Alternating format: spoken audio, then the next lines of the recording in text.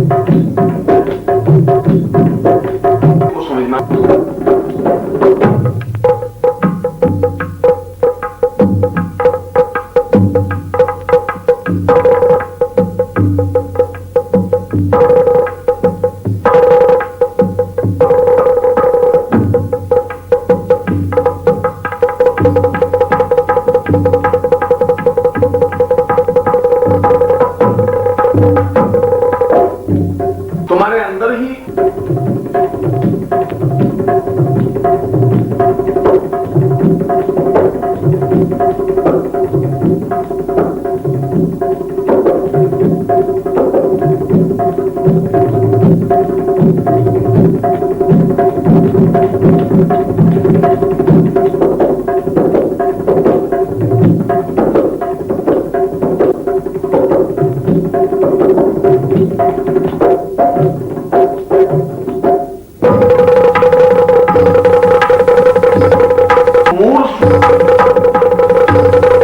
जीवन का रस तुम्हें जीवन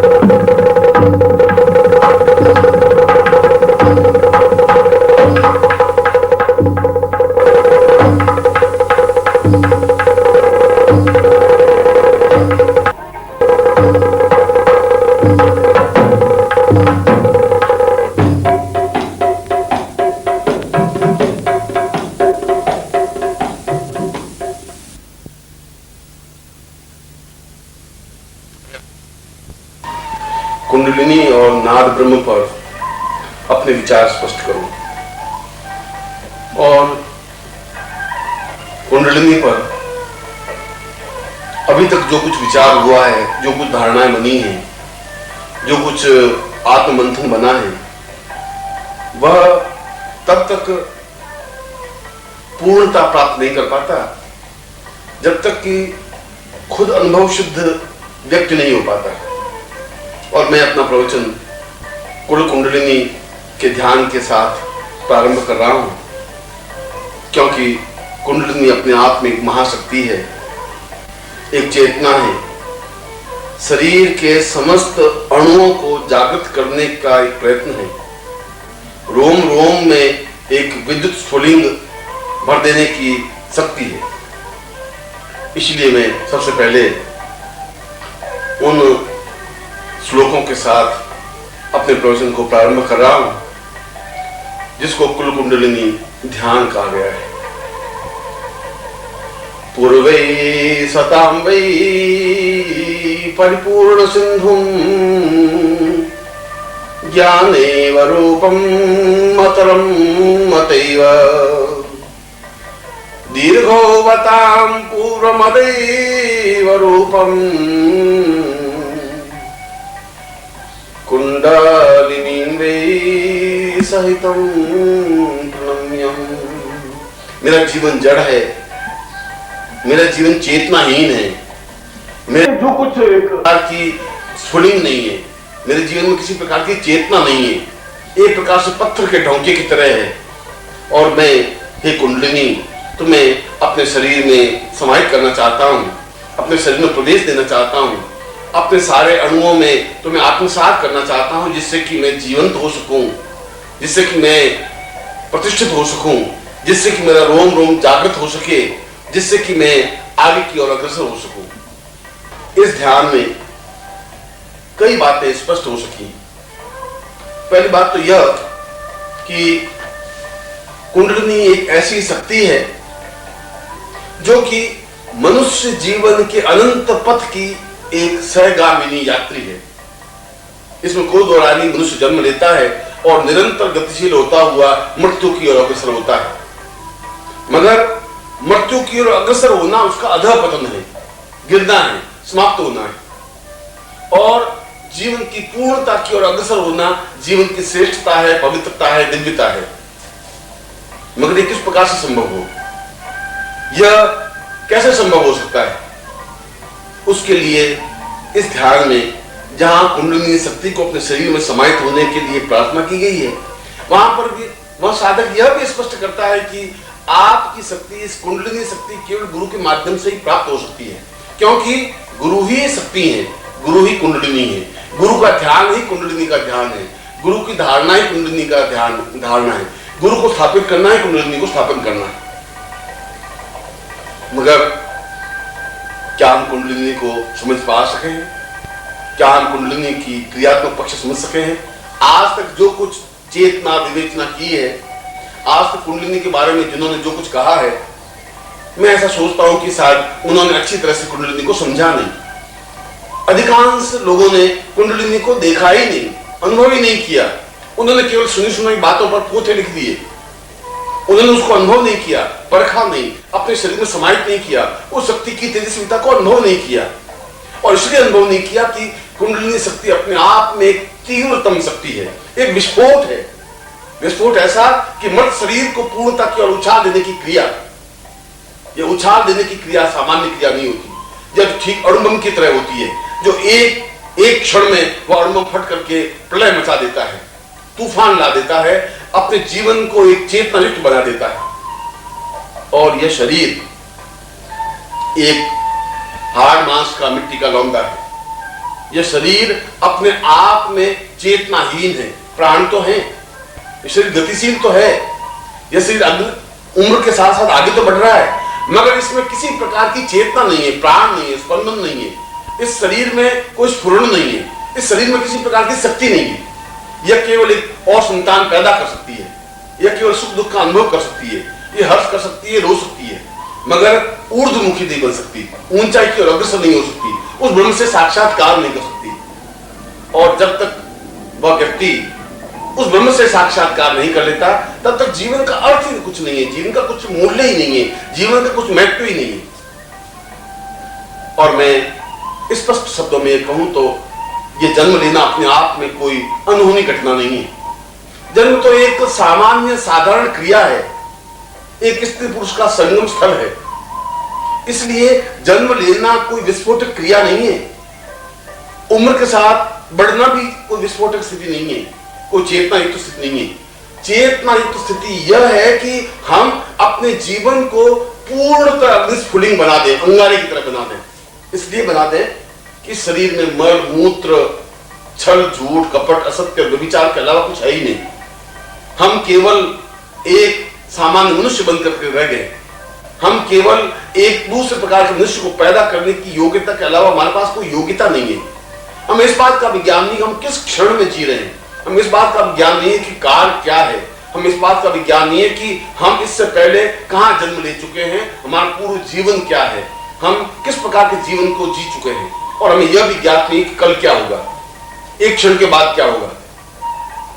जिस सूत्रधार को, जिस मनुष्य को पिछली कड़ी का ज्ञान नहीं है, अगले क्षण का ज्ञान नहीं है, वह जीवन नहीं हो सकता। वह तो एक फेंका गया पत्थर है जो कहीं भी गिर सकता है, और यह काल के द्वारा एक फेंका गया पत्थर है मनुष्य। ऐसा मनुष्य की कोई नियति नहीं होती, ऐसे मनुष्य का कोई लक्ष्य नहीं होता, ऐसे मनुष्य के जीवन की कोई चिंतन नहीं बन सकता। और इसीलिए हमारे शास्त्रों ने, इसलिए हमारे योगियों ने, इसलिए हमारे महर्षियों ने जोर देकर एक ही बात कही है कि यदि जीवन में बहुत कुछ प्राप्त करना है, यदि जीवन में सत्य का साक्षात्कार करना है, यदि जीवन का आनंद अनुभव करना है, यदि जीवन को उस ब्रह्म से पूर्णता की ओर अग्रसर करना है, और यदि आत्मा और परमात्मा का मिलन करना है, तो उसके लिए केवल एकमात्र उपाय कुंडलिनी जागृत करना है। पर क्या सामान्य आदमी कुंडलिनी जागृत कर सकता है? मैं सोचता हूं कि नहीं कर सकता। मेरा चिंतन है कि नहीं कर सकता, यह संभव नहीं है। इसलिए संभव नहीं है कि जब तक वह अंदर प्रवेश करने की क्रिया नहीं जानता तब कुंडलिनी को पहचान भी नहीं सकता। उस कुंडलिनी को पहचानने की जरूरत है, उस कुंडलिनी को चीनने की जरूरत है, उस कुंडली का एहसास करने की जरूरत है। क्योंकि कुंडलिनी बाह्य शरीर नहीं है। बाह्य शरीर तो हमारे हाथ है, पांव है, आंख, नाक, कान और केश और चेहरा और त्वचा और सीना और वक्षस्थल, ये सब कुछ है। ये शरीर है। इस शरीर के भीतर एक और शरीर है। उस भीतरी शरीर के सातों तत्वों को मिला करके जो स्थिति बनी है उसको कुंडलिनी कहते हैं। इसका तात्पर्य हुआ कि जीवन के अनंत 7 पड़ाव हैं और जीवन का तात्पर्य है जन्म से लगाकर मृत्यु, या दूसरे शब्दों में कहूं तो जीवन का प्रारंभ उस क्षण से प्रारंभ होता है जब हम गुरु से दीक्षा प्राप्त करके उनके चरणों में बैठते हैं। वहां से पहला क्षण जीवन का प्रारंभ होता है और जिस क्षण हम उस ब्रह्म में लीन हो जाने की क्रिया सीख लेते हैं, अखंड समाधि में हो जाते हैं, वह जीवन का अंतिम क्षण है। इसलिए उस मनुष्य की यात्रा जन्म से मृत्यु की तरफ की जीवन को यात्रा नहीं कहते हैं। वह जीवन की यात्रा तो एक मनुष्य की यात्रा है। वह जीवन की एक साधारण सी घटना की यात्रा है। जीवन की मूल यात्रा अंतस चेतना में, अंतर्मन में प्रवेश करने की क्रिया है, अंदर उतरने की क्रिया है, अपने आप को पहचानने की क्रिया है। क्योंकि सारे शास्त्रों ने एक ही स्वर में एक ही बात को स्पष्ट की है कि बाहर कोई ब्रह्मांड नहीं है, बाहर कोई लोक नहीं है। जो कुछ है वह शरीर के अंदर समाहित है। जो कुछ है इस बाहरी शरीर के भीतर, जो कुछ 7 शरीर है उन शरीरों को पहचानने की क्रिया है। ये जीवन के 7 शरीर, ये जीवन के 7 द्वार हैं और इनमें से प्रत्येक द्वार से गुजरना आवश्यक है। प्रत्येक द्वार से आगे बढ़ने की क्रिया है, प्रत्येक द्वार को पहचानने की क्रिया है। क्योंकि प्रत्येक द्वार का अपना एक महत्व है, प्रत्येक द्वार का अपना एक लक्ष्य है, प्रत्येक द्वार का अपना एक पहचान है। और जब तक हम उस पहचान को, उस लक्ष्य को, उस चिंतन को, उस विचार को पहचानेंगे नहीं, जानेंगे नहीं, तब उस जीवन के आनंद प्राप्त भी नहीं कर सकेंगे। और यदि हम जीवन के आनंद को प्राप्त नहीं कर सकते तो उस कुंडलिनी के भी आनंद को नहीं ले सकते, उस ब्रह्म को साक्षात्कार भी नहीं कर सकते। और यदि सही रूप में कहा जाए तो जीवन की सर्वोच्चता अपने आप को ब्रह्ममय कर देने में है। बूंद समुद्र से निकलती है और वह बूंद भाप बन करके ऊपर उठती है, ऊपर उठ करके एक बादल बन जाती है, बादल बन करके हिमालय से टकराती है, पहाड़ से टकराती है और पहाड़ से टकराती वापस बूंद बन जाती है। मगर वह बूंद बनते ही अपनी यात्रा करती है और वेग के साथ बैठी हुई समुद्र में विलीन हो जाती है। यह अपने आप में एक संपूर्ण क्रिया है, एक संपूर्ण परिवर्तन है। क्योंकि उस महासमुद्र में से निकली हुई एक बूंद उस महासमुद्र में विलीन हो जाती है। ठीक इसी प्रकार मनुष्य उस महान ब्रह्म से निकली हुई एक बूंद है। उस महासमुद्र में से, उस महाब्रह्म में से, जिसको हमने ब्रह्म कहा है, जिसको हमने नेति कहा है, जिसको हमने जीवन कहा है, जिसको हमने ईश्वर कहा है, जिसको हमने प्राणस चेतना कहा है, उस प्राणस चेतना का एक अंग है, एक अंश है। और वह अंश मल, मूत्र, छल, झूठ से लिप्त है। उसको शुद्ध करना और बिना शुद्ध किए उसको खुद को एहसास नहीं होगा कि मुझे कहां जाना है। क्योंकि जिस ब्रह्म से वो अलग हुआ है उस ब्रह्म में वापस लीन हो जाने की क्रिया ही जीवन है। और उस ब्रह्म से निकल करके निकलना एक क्रिया है, एक विस्फोट है, एक जन्म है। और वहां से निकल करके उन 7 द्वारों को पार करता हुआ जब अंतिम द्वार पे पहुंचता है तो वापस पुनः ब्रह्म में लीन हो जाता है।